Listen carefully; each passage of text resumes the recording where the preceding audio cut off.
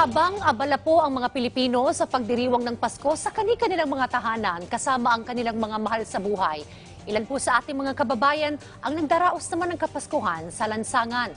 Paano kaya nila sineselebrate ang Pasko? May ulat si Kenneth Pasyente. Kalamidad man o pandemya, sadyang walang makakapigil sa pagdiriwang ng Paskong Pinoy.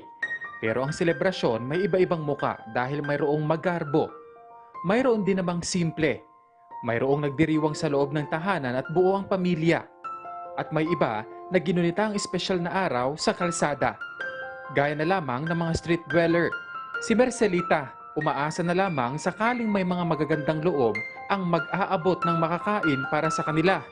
Hindi man anya ganun kagarbo, ang importante ay maitawid ang araw ng Pasko. Kahit kunti lang, salu-saluhan, masaya na. Basta nakalipas na yung Pasko. Ang grupong ito, inabutan naming nagluluto na ng kanin para sa tanghalian.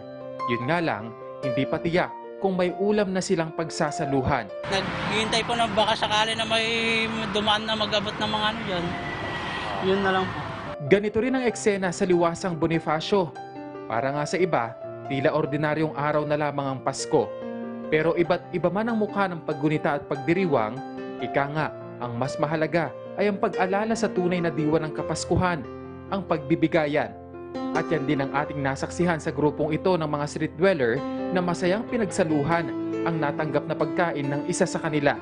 Sabi ni DJ, mas mabuti nang ibahagi ang mga bagay na natatanggap. Naghahandog lang talaga ako.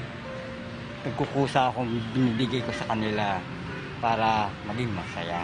Buhay na buhay din ang diwa ng pagbibigayan sa ilan nating kababayan na namahagi ng regalo sa mga kapos sa buhay. Kaya ang mga batang ito na nakatanggap ng laruan at pagkain, animoy nagniningning ang mga mata sa labis na kasiyahan. Gusto lang namin sila mabigyan ng konting saya. Kahit papano, hinahanap namin yung mga bata na sa tingin namin hindi nabibigyan ng regalo. Ika nga, ang Pasko ay para sa mga kabataan dahil sila ang buhay na simbolo ng pag-asang hatid ng sanggol na isinilang sa sabsaban. At yan ang tunay na mensahe ng Kapaskuhan. Kenneth Pasyente, para sa Bayan.